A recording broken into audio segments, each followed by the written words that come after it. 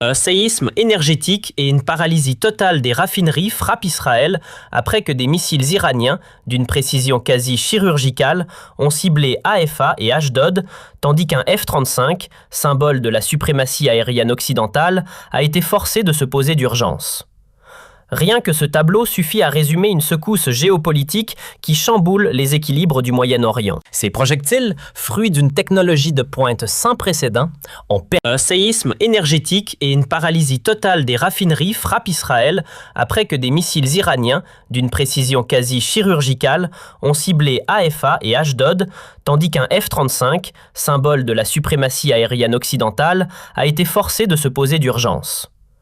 Rien que ce tableau suffit à résumer une secousse géopolitique qui chamboule les équilibres du Moyen-Orient. Ces projectiles, fruits d'une technologie de pointe sans précédent, ont percé les artères vitales de l'économie et de l'énergie israélienne, plongeant des quartiers entiers de Haïfa dans l'obscurité et neutralisant des infrastructures qu'on croyait invincibles derrière leurs écrans de défense sophistiqués. Mais ce n'est pas qu'un simple affront militaire. C'est un message codé, un avertissement politique dont les vibrations ont fait frissonner Washington, surtout après que Téhéran a démontré sa capacité à riposter avec efficacité dans le Golfe suite à l'attaque contre le champ gazier de Pékin. Face à cette escalade, le président américain Donald Trump a manifesté une hésitation manifeste avant de déclarer que cette situation ne se reproduirait pas, tentant ainsi de fermer la parenthèse avec les Iraniens pour éviter un embrasement régional total. Cependant, la communauté du renseignement américain commence à prendre ses distances avec les déclarations présidentielles,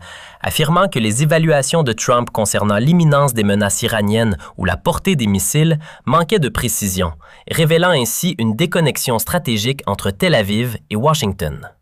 La réalité du terrain aujourd'hui témoigne d'une division du travail militaire orchestrée entre les États-Unis et Israël pour cibler l'intérieur de l'Iran. Israël, à travers ses opérations aériennes, s'est concentré sur les régions de l'ouest et du nord de l'Iran, visant les bases de missiles balistiques et les installations nucléaires. Parallèlement, les forces américaines ont pris en charge l'est et le sud, incluant le détroit d'Ormuz, dans le but d'affaiblir les capacités navales des gardiens de la Révolution.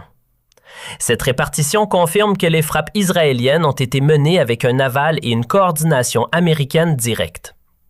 Pourtant, la réponse iranienne a fait voler en éclats ce plan en ciblant directement le terminal pétrolier d'Ashkelon, le port maritime d'Ashdod et la raffinerie de Haïfa. Ces cibles possèdent un poids stratégique irremplaçable.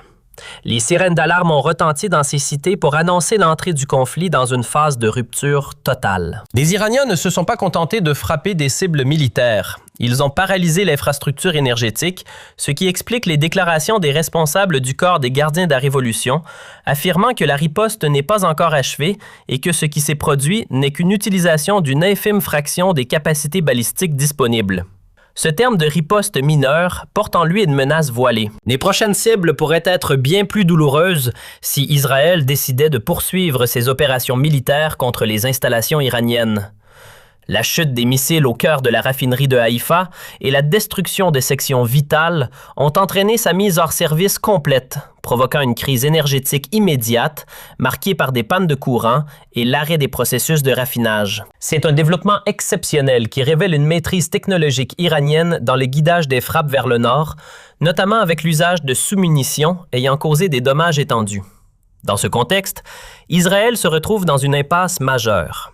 Si le gouvernement garde le silence sur cette frappe et ferme la parenthèse, il consacre de fait l'équation des dissuasions iraniennes et laisse son infrastructure à la merci des missiles futurs. S'il riposte, il ouvre la porte à un cycle de bombardements réciproques touchant toutes les installations gazières et pétrolières de la région, un scénario que Donald Trump tente d'éviter en gelant les frappes contre les projets énergétiques. Cependant, les tentatives d'isoler la position américaine de la position israélienne semblent vaines.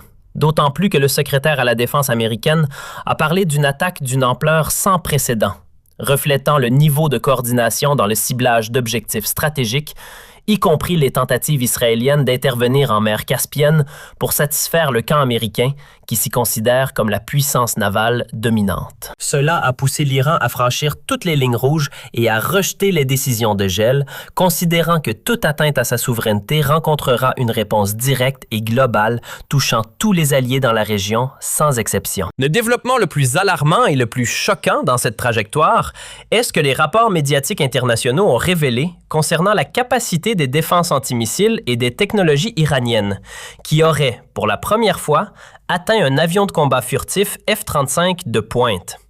L'appareil a été contraint d'effectuer un atterrissage d'urgence sur la base aérienne Prince Sultan en Arabie Saoudite. Cela signifie que la supériorité aérienne qualitative sur laquelle misent Israël et les États-Unis est désormais sérieusement menacée.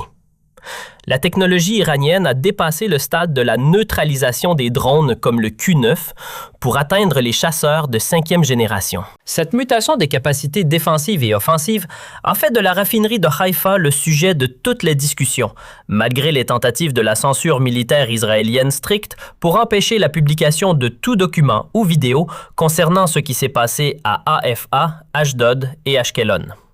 Les plateformes numériques et Telegram ont diffusé des images montrant l'ampleur des destructions massives et des incendies faisant rage dans les installations pétrolières. Ces images placent le gouvernement de Netanyahou dans une position intenable face à une opinion publique qui commence à ressentir la perte de la sécurité énergétique, surtout avec les affirmations du général Jabari, selon lesquelles Washington ne peut contrôler le détroit d'Ormuz, même en recourant à une opération terrestre, car les préparatifs iraniens pour une confrontation de longue durée sont déjà achevés. Sous la pluie de missiles tombant sur Haïfa, Jérusalem et le Grand Tel Aviv, et face au retentissement continu des sirènes à Kiryat Shmona, Al-Manara dans le Golan et à Avivim, parallèlement aux salves en provenance du Liban, Israël s'est retrouvé contraint de revoir ses exigences à la baisse. Le pays a commencé à solliciter, via des médiations internationales et spécifiquement françaises, un retour à la table des négociations avec le Liban pour parvenir à une formule d'apaisement. Cette demande israélienne n'est pas issue d'une volonté de paix, mais est la conséquence directe de la pression de terrain violente exercée par le bombardement coordonné iranien et libanais. Aujourd'hui, c'est le terrain qui dicte les conditions. La destruction de la raffinerie d'Afan et des installations stratégiques d'Ashdod a dessiné une nouvelle feuille de route pour le conflit, où l'Iran dépasse la politique de patience stratégique pour passer à une politique de frappe douloureuse en profondeur. C'est un message acquis de droit.